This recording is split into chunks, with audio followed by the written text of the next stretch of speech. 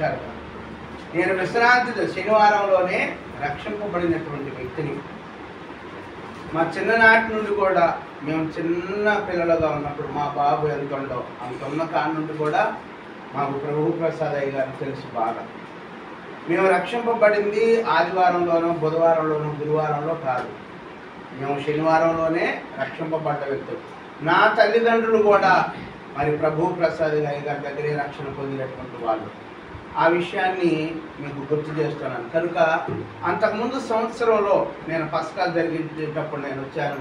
దేవుని సేవకులు ప్రభుత్వం ఉన్నందుకు మనం సంతోషిస్తూ ఈ పస్కాని మనం ఘనంగా జరిపిస్తున్నాం. కనుక కొద్ది నిమిషాలు మనం దేవుని వాక్యాన్ని ధ్యానం చేసుకుందాం. పరిశుద్ధ బైబిల్ గ్రంథంలో నుండి యెషయా గ్రంథం 53వ అధ్యాయము 11వ వచనాన్ని మనం ధ్యానం చేద్దాం. యెషయా గ్రంథం 53వ అధ్యాయం 11వ వచనాన్ని మనం ధ్యానం చేసుకుందాం. అతడు తనకు కలిగిన వేదనను చూచి తృప్తి చాలు. ప్రియులారా, ఈ మాట మనం జాగ్రత్తగా వినాలి. తనకు కలిగినటువంటి వేదనను బట్టి తృప్తి పొందిండట యేసు ప్రభువు. కొంతమంది తాగడంలో ఒక తృప్తి ఉంటుంది. బాగా తాగారనుకోండి, వాళ్ళకి చాలా తృప్తి ఉంటుంది. అమ్మ చాలు ఈ పూటకు అనుకుంటాడు. కొందరు పేక ఆడారనుకోండి, వాళ్ళకు దాంట్లో తృప్తి ఉంటుంది. అంటే ఏ మనిషికైనా తనకు ఇష్టమైన మార్గంలో చాలా తృప్తి ఉంటుంది. బిడ్డలను కన్నప్పుడు వాళ్ళు చూసి పోనీలేండి నా బిడ్డలు ఎదిగారని తల్లికి ఒక తృప్తి, తండ్రికి ఒక తృప్తి. అలాగూ అందరికీ వారి వారి వ్యక్తిగత జీవితాల్లో వారు ఆ విషయాల్లో తృప్తి పొందుతారు కదా. కానీ యేసు ప్రభు వారు ఒక విషయంలో తృప్తి పొందుతున్నట్టు ఏంటంటే తనకు కలిగిన వేదనను బట్టి ఆయన ఆ పై వచనంలో ఒక మాట అంటారు చూడండి. 19వ వచనం పైన 53:19 చూడండి ఒకసారి. 10 చూడండి. అతన్ని నలగొట్టుటకు యెహోవాకు. ఈ మాటలు మనం జాగ్రత్తగా, తండ్రికి ఇష్టమైంది ఏంటంటే కుమారుని నలుగగొట్టుట తండ్రికి ఇష్టమైంది. కానీ కుమారుడికి ఏమి ఇష్టమైందంటే అతడు తను కలిగినటువంటి గాయములను బట్టి వేదనను బట్టి సంతృప్తి పరచబడ్డాడట. మీకు అర్థమవుతుంది నేను అనుకుంటున్నాను అన్నమాట. తండ్రికి ఏమి ఇష్టమైందంటే కుమారుణ్ణి బాగా నలగొట్టడం దేవునికి ఇష్టమైంది. కొడుకు ఏమి ఇష్టమైందంటే అతడు వేదన పడి తృప్తి పడ్డాడట. ఇక చాలు వీళ్ళ కొరకు నేను చేసింది అని తృప్తి పడ్డాడట. మనం జాగ్రత్తగా ఈ మాటలు వింటే అసలు ఆయన చేస్తున్న పని ఏంటి, ఆయన జరిగే కార్యక్రమం ఏంటి, ఆయన మన కొరకు తృప్తి పడడం ఏంటని ఒకసారి ధ్యానం చేస్తే యేసు ప్రభు వారిని సిలువ వేసేది అన్యాయమైనటువంటి తీర్పు. ఎందుకు అన్యాయమైన తీర్పు అయింది యేసు ప్రభు వారిని సిలువ వేయటం అంటే అందరినీ పగలు విచారిస్తారు. మీరు ఎప్పుడైనా కోర్టుకు వెళ్ళండి, ఆ కోర్టులో ఏదన్నా ఒక దోషం చేసిన వ్యక్తిని ఏం చేస్తారంటే పగలు విచారిస్తారు. సాయంత్రం 4-5 అయితే ఆ కోర్టు ముగించి ఏం చేస్తారు, వెళ్ళిపోతారు. కానీ యేసు ప్రభు వారిని అర్ధరాత్రి విచారించారట. అది ఏ మనిషికి ఇంతవరకు జరగల. ఆయన నైట్ అంతా విచారించారట. విచారిస్తే ఆయన యందు ఏ దోషము కనిపించడం లేదు. పిలాతు హేరోదట బద్ధ శత్రువులట. ఎలాంటి వారు చెప్పండి? ఒకళ్ళు రాజ్యంలోకి ఒకళ్ళు వస్తే భరించలేనంత శత్రువులట. అలాంటి శత్రువులు ఏమయ్యారంటే యేసు ప్రభు వారిని సిలువ వేయడంలో ఇద్దరు మిత్రులు అయిపోయారట. చెప్పండి ఏమైపోయారు అంటే ఒక మనిషి యొక్క మరణం చూసి ఆనందపడే వాళ్ళు కూడా. మీకు అర్థమవుతున్న మాటలు. ఒక మనిషి యొక్క మరణం వచ్చేసరికి అంతకుముందు శత్రుత్వం పెంచుకున్న వాళ్ళందరూ ఏకమై మిత్రులుగా మార్చబడ్డారట. ఎలా మార్చబడ్డారు? ఇద్దరు రాజులు బద్ధ శత్రువులై ఉండి, అసలు రాజులు ఏం చేసేవాళ్ళు తెలుసా? ఆనాడు రాజులు ఇప్పుడు అన్న నాకు శత్రువు అనుకోండి, లేకపోతే అన్నయ్య నాకు శత్రువు అనుకోండి, ఆ అన్న నాకు శత్రువు అనుకోండి, నేను రాజుని అనుకోండి, వాళ్ళ బొమ్మను తయారు చేయించి నేను కూర్చునే ఈ చైర్ ఉంది కదండి, దీని మీద కూర్చుంటున్నాను. కూర్చునేటప్పుడు నా కాళ్ళు కింద పెట్టుకుంటా కదా, వీళ్ళ బొమ్మను తయారు చేయించి నేను కింద పెట్టుకునేవాడినట. అంత శత్రుత్వంగా ఉండేటువంటి వాళ్ళట. ఒక మనిషి శత్రువు అయితే వాని బొమ్మను తయారు చేసి తన కాళ్ళ కింద పెట్టుకొని ఎప్పుడు ఆలోచిస్తేటువంటి వాళ్ళట. హేరోదు, పిలాతు ఇలాంటి గవర్నర్లు అందరూ.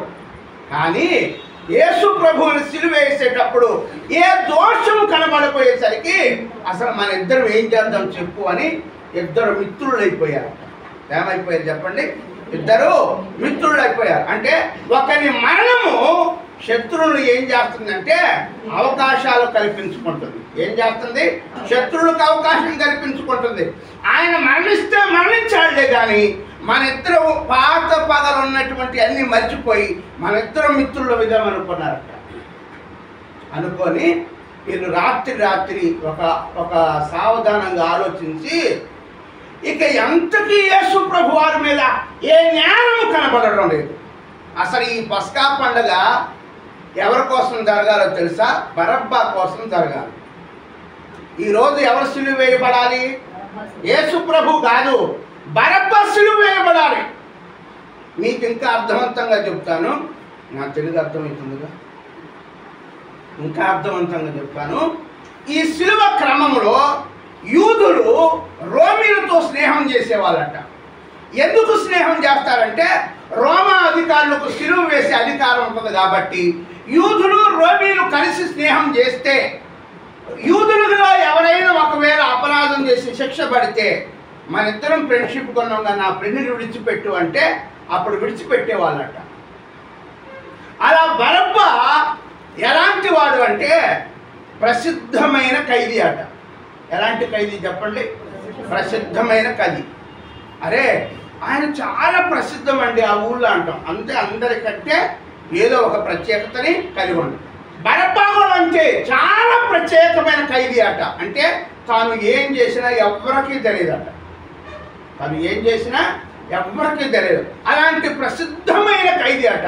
ఆ ఖైదీ అనబడుతున్నటువంటి ఆయన ఏం చేశాడు అంటే ఆ యొక్క రోజు యేసు ప్రభు వారి యొక్క తీర్పు దినాన ఒక ఆయన బైబిల్ గ్రంథంలో మీకు పరిచయం చేస్తాను. అసలు యేసు ప్రభువుని సిలువ వేయకుండా బరబ్బా ఏం చేద్దామనుకుంటే అడ్డుపడ్డాలనుకున్నాడు. కానీ ప్రధాన యాజకుడైన కైఫా ఏం చేశాడంటే, ఒక మాట చదువుదాం మనం మీకు అర్థవంతంగా కావడానికి. యోహాను సువార్త 11వ అధ్యాయము 49వ వచనం. అయితే వారిలో కైఫా అను ఒకడు ఆ సంవత్సరము ప్రధాన యాజకుడై ఉండి అసలు వినండమ్మా మీకేమీ తెలియదు అంటూ ఏమంటాడు చెప్పండి ఒకసారి కింద. మన జనమంతయు నశింపకుండునట్లు ఈ మనుషుడు ప్రజల కొరకు ఏం చేయాలట? చనిపోవడం మేలు అని అండట. ప్రధాన యాజకుడు అంటే ఎవరో చెప్పనా? అందరూ మాట్లాడినాక చివరిగా మాట్లాడే వాళ్ళు ఉంటారు. చివరిగా మాట్లాడేటువంటి వాళ్ళు ఉంటారు. సభలో మేమందరం మాట్లాడిన తర్వాత లాస్ట్లో ప్రభు ప్రసాద్ గారు మాట్లాడతారు అంటారు. అంటే ఆయన ఆ సభకు ప్రాముఖ్యమైన వ్యక్తి. ప్రధాన యాజకుడు అంటే అందరూ మాట్లాడినాక చివరిగా మాట్లాడేటువంటి ఒకే ఒక ఆయన మాట్లాడతాడు. ఆయన ప్రధాన యాజకుడు అంటారు. ఈయన ఏం చేస్తాడు అంటే దేవాలయంలో అన్ని పనులు జరిగిస్తూ, దేవుని క్రమాన్ని జరిగిస్తూ, ధర్మశాస్త్రాన్ని పాటిస్తూ, ధర్మశాస్త్రాన్ని నెరవేరుస్తూ ఉండి ధర్మశాస్త్రంలో ఉన్న విషయాలను బోధకులకి పరిచయం చేస్తూ ఉంటాడు. అయితే ఈయన అన్నారట, అయ్యా మేమందరం మాట్లాడినాం, చివరిగా మీరు మాట్లాడాలి, మీరు మాట్లాడండి అంటే అసలు మీరు ఏం చేస్తున్నారో నాకు అర్థం కావడంలా, మీరు ఏం మాట్లాడుతున్నారో నాకు అర్థం కావట్లా. నాకు తెలిసిన ఒకే విషయం నేను చెప్తా, ఏంటంటే మనుషులందరి కొరకు ఒకడు మాత్రమే చనిపోయాడు.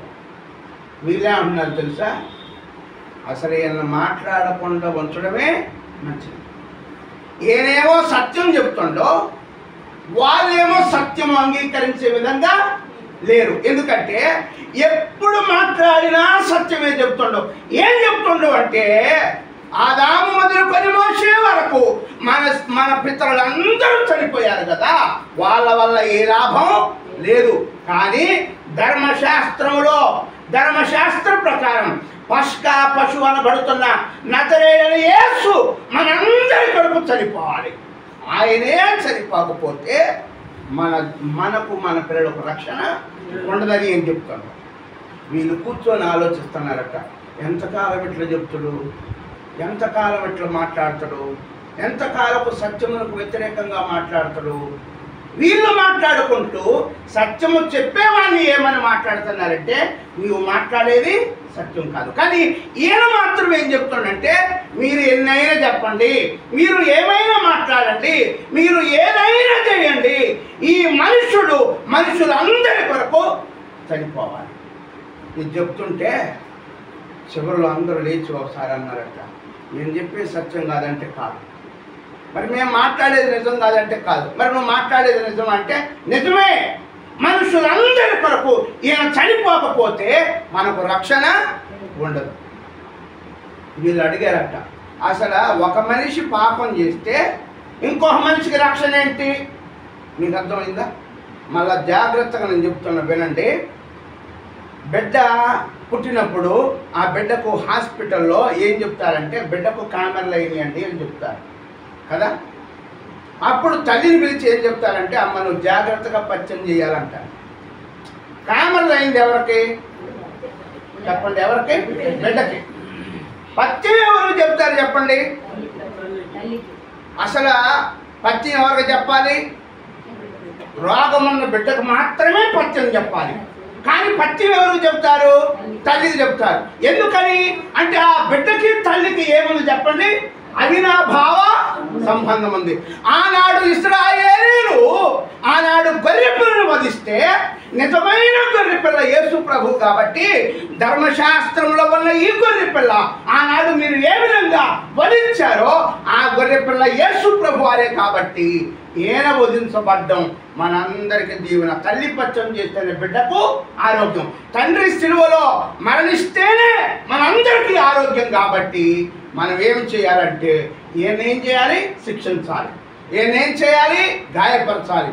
ఈయన వీపును దున్నాలి, ఈయన పరాతలు కొట్టాలి, ఈయన మీద ఉమ్మి వేయాలని 395 మందిని యేసు ప్రభు వారి ముఖం మీద ఉమ్మి వేయించారట.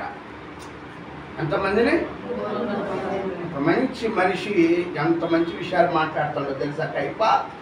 ఆయన మాట్లాడాల్సింది ధర్మశాస్త్రం వైపు, ఆయన మాట్లాడాల్సింది జీతం ఇచ్చే వాళ్ళ వైపు, ఆయన మాట్లాడాల్సింది డబ్బు ఇచ్చే వాళ్ళ వైపు. కానీ కైప మాత్రం సత్యమే మాట్లాడుతుంది ఏమున్నా లేకపోయినా.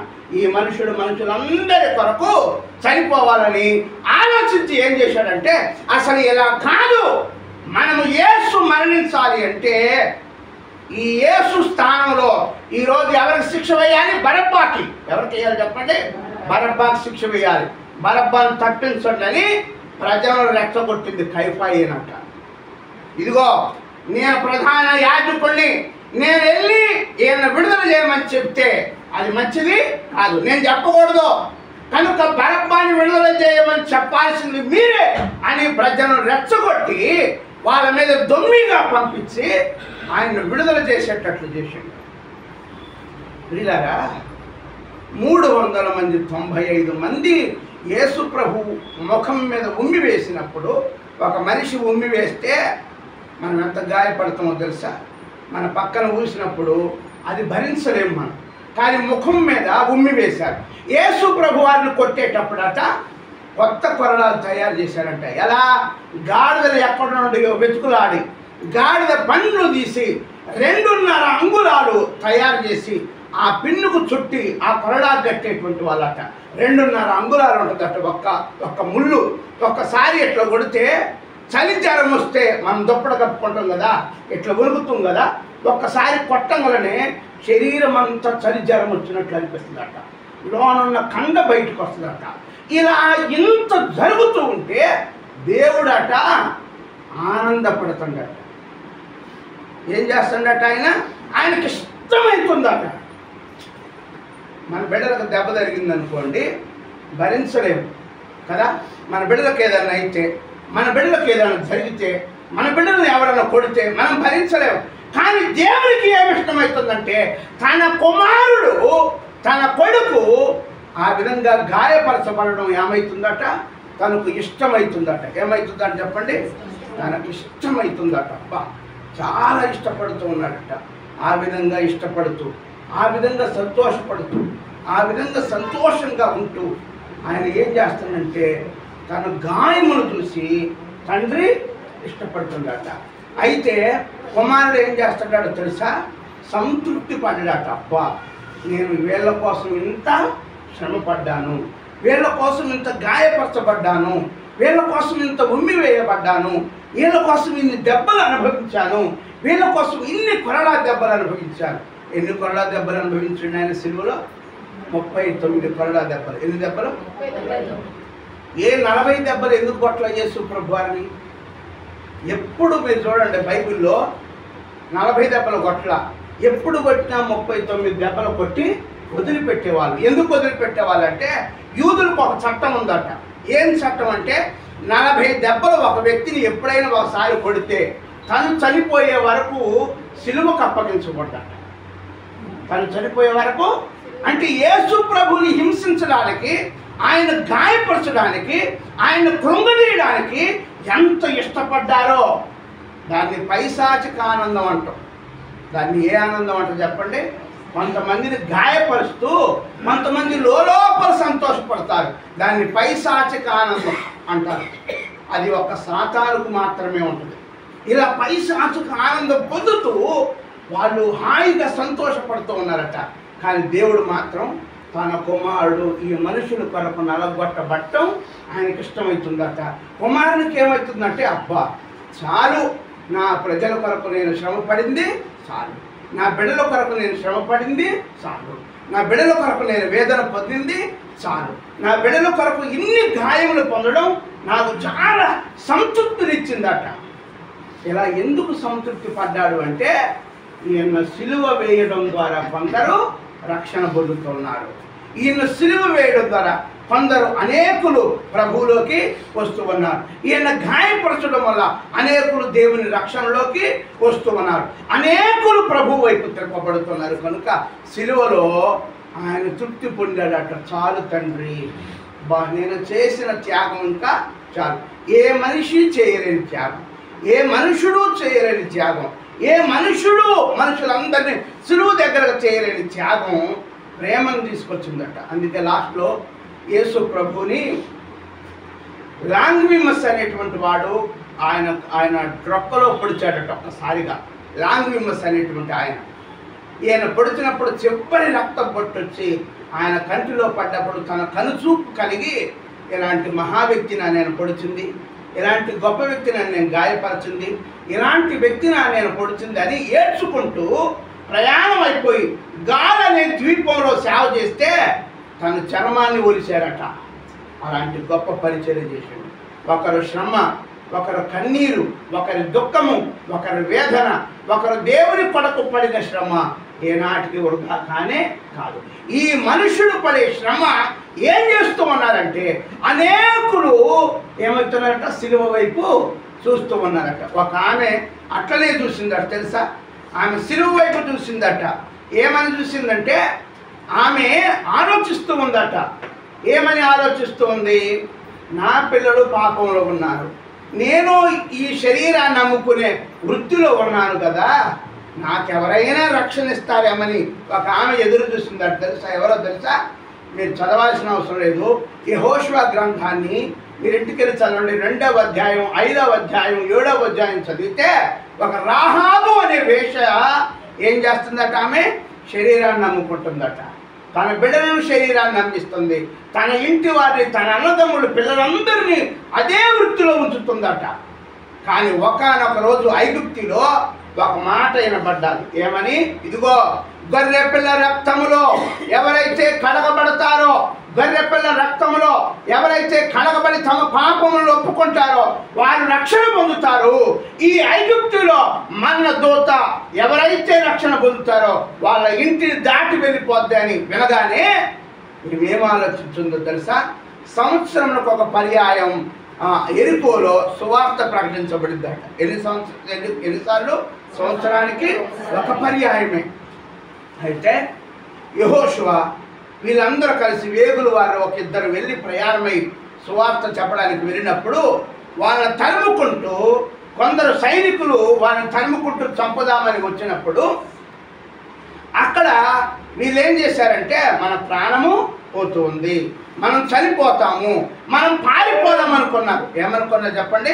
మనం పారిపోదామని పరిగెత్తుకొని పోతూ ఉన్నప్పుడు రాహాబు అనే శరీరాన్ని అమ్ముకున్న ఒక వేశ్య ఏం చేసిందంటే ఎదురుగా నిలబడి, అయ్యా దేవుని సేవకులారా మీరెందుకు పారిపోతున్నారు?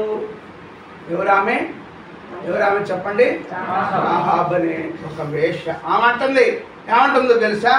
మీ దేవుడు పైన ఆకాశమందును భూమి కింద దేవుడే కదా, మీరెందుకు పారిపోతున్నారు అంది. అక్కడ అసలు మనం గమనించవలసిన విషయం ఏంటో తెలుసా? ఆమె జీవితం ఏంటి? శరీరాన్ని నమ్ముకొని బ్రతకడం. అసలు మీ దేవుడు పైన ఆకాశమందును క్రింద భూమి యందు దేవుడే కదా, ఐగుప్తులో ఎర్ర సముద్రంలో ఎలాగూ పాయలు చేసినో అలాంటి పాయలు చేసిన మీ దేవుని గురించి వింటే ఏ మనిషికైనా గుండెలు సరిపోతాయా అందాం. ఇక్కడ నాకు అసలు మన డౌట్ ఏంటంటే, ఆమె ఎప్పుడన్నా గుడికి వెళ్ళిందా? ఆమె ఎప్పుడైనా సువార్త కోటాలకు వెళ్ళిందా? ఇవాళ మనుషులకు వాక్యం ఎక్కువైపోయాది తెలుసా? సువార్త కోటాలకు పోయిందా? ఎప్పుడన్నా మనలాగా చర్చిలో కూర్చుందా? మనలాగా పండగ చేసిందా? ఏమీ చేయరు. అసలు ఆమె ఎవరు? శరీరాన్ని నమ్ముకునే బ్రతికే స్త్రీ. ఆమె ఏమంటుందంటే యెహోషువ కాలేబుల గురించి కాకుండా తను పంపిన ఆ పరివారం గురించి మాట్లాడుతుంది. అయ్యలారా మీరు ఎందుకు పారిపోతున్నారు? అసలు మీ దేవుని గురించి మీకు తెలుసా? మీ దేవుడు పైనను భూమి లోపల దేవుడే కదా. అట్టి దేవుని ఎదుట మీరు నిలబడ్డప్పుడు మీ దేవుని ఎదుట శత్రువులు నిలబడితే వాడి గుండెలు సరిపోతాయా? మీరు ఎందుకు పారిపోతున్నారు? మీరు పారిపోవద్దు, నా ఇంట్లో ఉండండి అయ్యా అని బ్రతిమలాడుతూ ఏం చేస్తుందో తెలుసా? ఏడుస్తూ ఉంది. ఆమె మనసులో ఏముందో తెలుసా? నా పాపపు గదిని ప్రార్థనా గదిగా నేను మార్చుకోవాలనుకుంది. ఏమనుకుందామే? నా పాపపు గదిని ప్రార్థనా గదిగా నేను మార్చుకోవాలి, నా పాపపు స్థితిని దేవునికి ఒక పరిశుద్ధమైన స్థితిగా నేను మార్చుకోవాలనుకుంది, నా బిడ్డలు మార్చుకోవాలనుకుంది, నా అన్నదమ్ములు మార్చుకోవాలనుకుంది, నా బంధువులందరినీ పిలిచి ప్రభువుని గురించి చెప్పాలనుకుంది. రక్షణ పొంది రక్షణలో ఉండి ఎన్నో పండుగలు, ఎన్నో పస్కాలు, ఎన్నో పర్ణశాలలు జరిగించే వారి హృదయాల్లో దేవునికి స్థానం లేదు. కానీ ఒక వేషకుందట, అయ్యా మీరు పారిపోవద్దు, అసలు మీ పాద ధూళి నా ఇంటిలో దొరికితే చాలనుకుందాన్ని. బా ఎంత మంచి మనసు కలిగి ఉందంటే, నిజంగా ఆశ లేని వాళ్ళు దేవుడు కూడా వాడుకోడట. ఏ ఆశ లేని వాళ్ళని దేవుడు కూడా, అసలు దేవుని కొరకు ఎంత ఆలోచన ఉంటే నువ్వు కదలకుండా స్థిరంగా ఉంటావు కదండి. ఆమె స్థిరంగా ఉండి ఆలోచిస్తుందట, అయ్యా నిజంగా వీళ్ళే పోతే నాకు రక్షణ ఎట్లా? వీళ్ళు బావద్దు, వీళ్ళు దాపెట్టాలి నేను అనుకొని వాళ్ళని తీసుకొచ్చి ఇంట్లో దాపెట్టి ఉండేసరికి ఐగుప్తిలో ఏం జరుగుతుంది? శత్రువులు అందరూ తరుముకుంటూ వచ్చారు. శత్రువులు తరుముకుంటూ వచ్చేసరికి ఆమె ఇంటి దగ్గరకు వచ్చారు. ఆమెను అడుగుతున్నారట, అమ్మా రాత్రి ఒక ఇద్దరు యేసు ప్రభువుని గురించి చెప్పే వాళ్ళు వచ్చారు, నీకు తెలుసా అంటే తెలుసయ్యా అందట. చూడండి, ఒక పాపపు స్త్రీ నోటి కొంట కూడా ఆమె అబద్ధం చెప్పట్లా. నా ఇంటికైతే సేవకులు ఇటుకొంటే వచ్చారు, కానీ ఇప్పుడే వెళ్ళిపోయారని చెప్పిందట. చెప్పి వాళ్ళని దాపెట్టి తెల్లవారి పొద్దునే ఆ గోడల కింద దింపేటప్పుడు వాళ్ళని ఒక మాట అడిగిందట, అయ్యా మీరు వెళ్ళిపోయారు కానీ మీ దేవుని రక్షణ నాకు కావాలి, మీ దేవుని రక్షణ నాకు కావాలి, మీ యొక్క పాద ధూళి నా ఇంట్లో ఉండాలి. అయ్యా మీ ప్రాణములు పోకుండా మీ ప్రాణాలను కాపాడాను కదా. మరి ఐగుప్తులో ఒక తీర్పు వచ్చింది. ఏమని వచ్చిందంటే, ఐగుప్తులో ఉన్నటువంటి ఆ గొర్రెపిల్ల యొక్క రక్తము ఎవరైతే ఆశ్రయించరో వాళ్ళింటిలో తొలిచూలు సంతానం అంతా చనిపోద్దు కదా. మరి అప్పుడు నా బిడ్డలు నేను చనిపోకుండా ఉండాలంటే నాకేదన్నా ఒక రక్షణ అనుగ్రహించిపోండి అన్నప్పుడు వాళ్ళు ప్రార్థన చేసి, అమ్మా ఒకవేళ మరణ దూతే ఒకవేళ వస్తే మేము మా దేవుని ప్రార్థన చేస్తాం నీ కుటుంబం రక్షింపబడాలని అనగానే ఏమంటున్నారు, నా కుటుంబమే కదయ్యా, నా అన్నదమ్ములు పాపంలో ఉన్నారు, నా అక్క చెల్లెళ్ళ పాపంలో ఉన్నారు, నా అనుకున్న వారందరూ ఇదే వృత్తిలో ఉన్నారు, వాళ్ళు కూడా రక్షింపబడాలి, వాళ్ళు కూడా రక్షింపబడాలి, ఏదన్నా సహాయం చేయండి అంటే, అమ్మ నజరైన యేసు అధికారము కలిగిన నామంలో మా దగ్గర ఏమీ లేవు. మీకు తెలుసా బైబిల్లో దేవాలయం దగ్గర కూర్చున్న భిక్షగాడికి ఏముందో తెలుసా? లక్ష్యం ఉందట. ఏముంది చెప్పండి, చెప్పండి, ఏముంది చెప్పండి? భిక్షగాడి లక్ష్యం ఏంటో తెలుసా?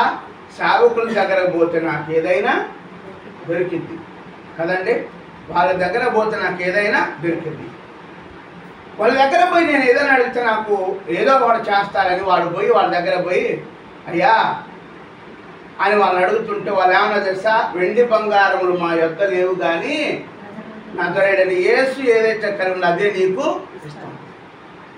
అసలు భిక్షగాడికి లక్ష్యం ఉంది కానీ క్రైస్తవులకు లక్ష్యం లేకుండా పోయింది కదా. భిక్షగాడికి మంచి లక్ష్యం ఉంది. వాళ్ళు షడ్రక్ మెషక్కు అబేద్నెగోలు అగ్నిగుండం పోయినప్పుడు ఏమన్నారు తెలుసా? నీ అన్నం మాకు, నీ భోజనం, నీ మాంసం మాకేవద్దు, అసలు మాకేం అవసరంలా, మా ప్రాణం పోయినా సరే కానీ మేము ఇంకొక దేవుణ్ణి అసలు ఇంకొకరిని ఆరాధించం. అసలు బైబిల్ సరిగ్గా చదివించండి, దేవుడు ఎంత అద్భుతంగా బైబిల్ గ్రంథాన్ని రాశాడో మన కోసం. కాలజ్ఞానం రాశారు కదా, కానీ ప్రసంగిలో ఏమన్నా తెలుసా? దేవుడు శాశ్వత కాలజ్ఞానం రాసిండట. ఏ కాలజ్ఞానం? ఒక రోజుకి 2 రోజులకి సంవత్సరానికి కాదు, శాశ్వతమైన కాలజ్ఞానం రాసిండట. ఆ ముగ్గురు అగ్నిగుండంలో ఉన్నప్పుడు వినండి, అగ్నిగుండంలో ఉన్నప్పుడు ఆ ముగ్గురిని ఇంకా వేడి చేసి వాళ్ళేమో రాజు చంపాలనుకున్నప్పుడు వాళ్ళలో కనబడకుండా ఇంకొక వ్యక్తి రాజు కనిపిస్తుండ్రు. దేవుడు ఏం చేసిండో తెలుసా? వాళ్ళు చనిపోకూడదు కానీ అగ్ని మాత్రం అట్లనే ఉండాలి. నేను దాని గురించి బాగా ఆలోచించినప్పుడు పరిశుద్ధాత్మ దేవుడు తెలియజేసిన విషయం ఏంటంటే, దేవుడు అగ్నిని చల్లార్చలేదట. అగ్నికి వీళ్ళని కాల్చే బలం ఎక్కడుందో దాన్ని చల్లార్చిండట దేవుడు. వీళ్ళని ఎక్కడ మోసం చేయాలి, ఎక్కడ చంపాలో, ఎక్కడ ఏ విధంగా వీళ్ళని కాల్చివేయాలని అగ్ని అనుకుందో ఆ అగ్నికున్న బలాన్ని దేవుడు చల్లార్చిండట. ఎంత గొప్ప దేవుడు అండి అసలు ఆయన. దాన్ని బట్టి దేవుడు ఏం చేస్తాడట? సంతోషపడుతున్నట్ట. అబ్బా నా కొరకు శిలువ యాగం జరుగుతుంది, ఇవాళ అనేకులకు రక్షణ, అనేక పాపులకు రక్షణ అని దేవుడు సంతోషపడుతుందట. యేసు ప్రభువారు కూడా అట సంతృప్తి పడుతుందట మనసులో. అబ్బా చాలు, నా రక్తము ద్వారా పాపక్షమాపణ అనేకులకు దొరుకుతాను. ఏమంటుందట? అయ్యా సేవకులారా, మీరు పారిపోకపోకండి, నాకు రక్షణ కావాలి, మీరు పారిపోతే మీరు గవిని దాటితే మాకు రక్షణ ఉండదని ఏడుస్తూ ఏమంటుంది? వాళ్ళ దగ్గర కూర్చొని నాకు ఏదో ఒక సహాయం మీరు చేయండి అయ్యా, ఈ వృత్తిలో నుండి బయటపడాలి, ఈ శరీరం నుండి నేను బయట, ఇంకా ఎంతకాలం నేను ఇట్లా జీవించాను, ఎంతకాలం నేను ఈ విధంగా బ్రతకాలి అని అన్నప్పుడు, అమ్మ ఈ ఎర్రని తొగర దారం మీరు మీ ఇంటికి ఆ మరణ దూత వచ్చే లోపల కట్టుకో, నీకేం కాదు, మేము చెప్తున్నాం, నీ ఇల్లు రక్షింపబడదని చెప్పారు. పిల్లారా, ఒకనొక దినమున ఐగుప్తులో ఏ మాట అయితే చెప్పబడదో, సంహార దూత రాగానే పశువులు, మేకలు, గొర్రెలు, పశుపక్షాదులన్నీ ఓడులు పెట్టి చనిపోతూ ఉన్నాయట. ఆ గట్టి శబ్దాలు, పశువులు, పశుపక్షాదులు అన్నీ కేకలు వేస్తాయట. మరణదూత రాగానే మరణదూత వచ్చి అందరి మధ్య ఆ ఏడుపులు, ఆ కేకలు, ఆ యొక్క పశువుల అరుపులు ఓడులు పెట్టి అరుస్తూ ఉన్నప్పుడు ఏమాత్రం దారాన్ని పట్టుకొని అట్లనే ఉండి ఆ తొగరి ద్వారం ఇంటికి, తన ఆనందముల ఇంటికి, తన కుటుంబ సభ్యులకి, తనకు కావలసిన వారందరి ఇళ్ళకు కట్టుకొని ఆ విధంగా ఉందట. సంహార దూత అందరినీ చంపుకుంటూ వచ్చేసరికి రాహాబు ఇల్లు రాగానే మరణ దూత ఒక్కసారిగా నిలబడి ఆ ఇంటిని చూసి, దేవుని రక్షణ ఈ ఇంటికి ఉంది కనుక ఈ ఇంటిలో నేను ఎవరిని చంపకూడదు. ఎవరు రక్షింపబడ్డారో తెలుసు? అంత్య దినాల్లో పరిశుద్ధులు కాదు, నీతిమంతులు కాదు, నీతిగా బ్రతికను మేము పర్ఫెక్ట్, మేము చాలా పరిశుద్ధులు అన్నోళ్ళకి రక్షణ కాదా. ఒక పాపి శరీరాన్ని అనుకునే ఆమె చివరిగా మోకరించిందట, అయ్యా ఇది మంచి అవకాశం, ఈ రక్షణ పోతే నాకు రక్షణ లేదు, మీరు దాటిపోతే నాకు దేవుని కృప నాకు అందదు కనుక. కానీ ఏడ్చిన పాపికి ఏం దొరికిందట చెప్పండి? క్షమాపణ దొరికింది. ఏం దొరికింది? పరిశుద్ధులు మేము పర్ఫెక్ట్ అనుకున్న వాళ్ళకి రక్షణ దొరకలా. ఆమె పాపి అని మోకరించి ఎప్పుడైతే అడిగాదో ఆ ఇల్లును వదిలిపెట్టి సంహార దూత వేరొక చోటకి వచ్చింది. అది చూసిన దేవుడు ఏమనుకుంటున్నాడంటే, చాలు నా హృదయము సంతోషపడుతుంది, చాలు నా హృదయం సంతోషం. యేసు ప్రభు వారికి ఏం కలుగుతుందంటే, ఆహా చాలా సంతృప్తి పడతాను. మనం చేపల కూర బాగా తినమనుకోండి, ఎంత సంతృప్తిగా ఉంటుందో కదా. కానీ దేవుడట ఒక పాపి కొరకు పడే వేదనను బట్టి సమరయ స్త్రీ రాగానే అందరూ ధర్మశాస్త్ర ప్రకారం ఏం చేయాలి? ఆమెని కొట్టి, రాళ్ళతో కొట్టి చంపివేయాలి కదా. మరి ధర్మశాస్త్ర ప్రకారం స్త్రీనే కాదు, పురుషుని కూడా కొట్టి చంపాలి, పురుషుని కూడా కొట్టి చంపాలి. కానీ పురుషుని తీసుకొని రాల వాళ్ళు, ఎందుకంటే పాపం చేసినటువంటి వాడు వాళ్ళోడే కాబట్టి యమానందం ఉంటుంది, యమ సంతోషం ఉంటుంది, ఎంత హ్యాపీనెస్ ఉంటుందో వాళ్ళకి. దురాభిమాన పాపం అంటే ఏదో తెలుసా? వాడు పాపం చేసినా పర్వాలే, పెద్దోడై ఉంటే చాలు, వాడు పాపం చేసినా పర్వాలే, మాకు అధికారై ఉంటే చాలు. ఎందుకంటే దురాభిమాన పాపం. ఏం చెప్పండి? ఏ అభిమాన పాపం అంటే పాపాన్ని కూడా దేవుని పక్కన పెట్టి, రక్షణ పక్కన పెట్టి, ప్రభువుని పక్కన పెట్టి పాపాన్ని అభిమానించుకునే మనుషులు కూడా ఈ లోకంలో చాలామంది ఉన్నారు. అంత్య దినాల్లో జాగ్రత్తగా మనం ఉండాలి. దురాభిమాన పాపం అంటాం. వాణ్ణి దాకుండా వాణ్ణి దాపెట్టి, యేసు ప్రభువా ధర్మశాస్త్ర ప్రకారం నీవు బోధకుడు కదా, నీ ధర్మశాస్త్రం ఏం చెప్తుందో ఒకసారి విందామని నీ దగ్గరకు వచ్చును. ఈ స్త్రీ పాపము చేస్తుండగా పట్టుబడింది కనుక నువ్వేం చేయాలి? తీర్పు తీర్చాలి అన్నప్పుడు యేసు ప్రభు అసలు ఏం మాట్లాడలేదు, ఒక మాట కూడా అనలేదు. ఆయన ఏమన్నాడో తెలుసా? రాగానే మంచిదే, ధర్మశాస్త్ర ప్రకారం శిక్ష వేయాలి, కానీ మీలో పాపం లేని వాడు ఎవడో వాడు మాత్రమే మొదట రాయి అన్నప్పుడు అందరూ వెళ్ళిపోయారు. పాపం సమరయ స్త్రీ నుంచోని ఏడుస్తూ యేసు ప్రభు పాదాల దగ్గరకు రాగానే యేసు ప్రభు వారు ఏమన్నారు తెలుసా? ఏమన్నారు చెప్పండి? అన్నది అమ్మా నిన్నెవ్వరు అసలు వినండి. ఎప్పుడైతే యేసు ప్రభు వారు అమ్మ అన్నాడో తన హృదయం పగిలిపోయిందట. ఎందుకని? ఎవరైనా చూస్తే ఆమె చూడంగానే వేష కదా, కూలి కడిగేటువంటి వాళ్ళట, రోజు అడిగేటువంటి వాళ్ళట, ఒకరోజు ఉంటే అంత లెక్కేసుకునే వాళ్ళట. కానీ యేసు యొద్ద నిలబడగానే అమ్మా అనగానే బా నేనెవరో నన్ను అమ్మ అంటాడు కదా, నేనెవరో నన్ను అమ్మ అంటాడు కదా, ఇంత మంచి బోధకుని మాట నేను వినగానే నా హృదయం ఒక్కసారిగా పగిలిపోయి యేసు వైపు నిలబడి కన్నీళ్లు గారుస్తున్నప్పుడు ప్రభు ఆమె దగ్గరకు వచ్చి, అమ్మా నిన్నెవ్వరూ శిక్షించలేదా అంటే, లేదు ప్రభు నన్నెవ్వరూ శిక్షించలేదు. ఒకవేళ శిక్షించవలసి వస్తే నువ్వు ఒక్కడ మాత్రమే శిక్షించాలి. ఎందుకో తెలుసా? నువ్వు ఒక్కడవే పాపం లేనివాడివి, నువ్వు ఒక్కడవే దోషం లేనివాడివి. నేను ఎక్కడైనా నిలబడితే 100 రూపాయలకో 50 రూపాయలకో 500కో పిలిచే వాళ్ళు ఉన్నారు, కానీ నన్ను అమ్మ అని పిలిచే వాళ్ళు మాత్రం లేదు. నువ్వు ఒక్కడవే పాపం లేనివాడు కనుక నువ్వు శిక్షించాలంటే యేసు ప్రభు ఏమన్నా తెలుసా? అమ్మ ఇంతకాలం నువ్వు పాపంలో ఉన్నావు, ఇంతకాలం నువ్వు అక్కడ నిలబడ్డావు, ఇంతకాలం అక్కడ ఉన్నావు, ఇంతకాలం ఎక్కడ తిరిగినావు అని అనకుండా నేను కూడా నీకు శిక్ష విధించను, నేను కూడా నీకు శిక్ష విధించను. నీవు రావలసిన చోటుకు వచ్చావు, నిలబడవలసిన చోటులో నువ్వు నిలబడ్డావు, ఎక్కడ ఇంతకాలం ఉన్నావనేది కాదు, కానీ ఏ మనుషుని దగ్గరికి వస్తే ఆ మనుషుని వల్ల నువ్వు రక్షింపబడతావో ఆయన ఎదుట నువ్వు నిలబడ్డావు కనుక నీ పాపములు నేను క్షమిస్తున్నానన్నాడు ఆయన. ఇది చూసిన దేవుడట ఏం చేస్తుందట? ఆనందపడుతున్నాడట. ఇది చూసిన కుమారుడికి ఏం కలుగుతుందట? సంతృప్తి కలుగుతుందట. యేసు ప్రభువుని సిలువ యొద్దకు తీసుకొని వచ్చినటువంటి ఆ 398 మంది ఉమ్మి వేసినా కానీ ఆయన నోరు తెరిచి ఒక్క మాట కూడా మాట్లాడలేదట. మౌనం ఎప్పుడు కూడా గొప్ప లక్ష్యాలకు, గొప్ప కార్యాలకు దారితీస్తుంది. ఇవాళ మనము పొందినటువంటి, మనం పడ్డ ప్రయాస, మనం పడ్డ కష్టము, మనం పడ్డ కన్నీరు మనుషుల దగ్గర వృధా అయిపోతాదేమో, కానీ నువ్వు దేవుని కొరకు కార్చిన ఏ కన్నీరు ఎప్పుడు వ్యర్థము కానే కాదు. అందుకు దేవుడు అంటూ ఉన్నాడట, బా ఇతను నలగొట్టడం నాకు ఇష్టమైంది, ఇతడు వేదన పడడం నాకు ఇష్టమైంది.